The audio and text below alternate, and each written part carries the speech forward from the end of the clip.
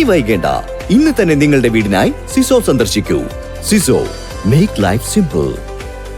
വിളയൂർ ഗ്രാമപഞ്ചായത്തിലെ Alikka Palliyal lift irrigation പദ്ധതിയുടെ നിർമ്മാണോദ്ഘാടനം നടന്നു. മുഹമ്മദ് മുഹ്സിൻ MLA പദ്ധതിയുടെ ഉദ്ഘാടനം നിർവഹിച്ചു.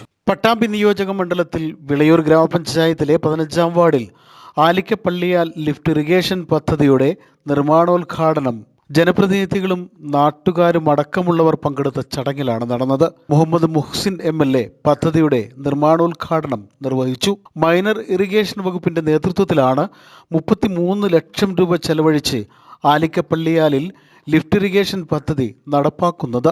വിഷൻ 15 പദ്ധതിയായ എല്ലാവരും കൃഷിക്കാർ എല്ലായിടവും കൃഷിയിടം എന്ന പദ്ധതി പ്രകാരം 50 ഏക്കറിലധികം നെൽകൃഷിക്കാർക്കും കരകൃഷിക്കാർക്കും ഉപകാരപ്പെടുന്ന രീതിയിലാണ് പദ്ധതി ആസൂത്രണം ചെയ്തതെന്ന് 15-ാം വാർഡ് മെമ്പർ മുജീബ് കരുവാൻകുഴി അറിയിച്ചു.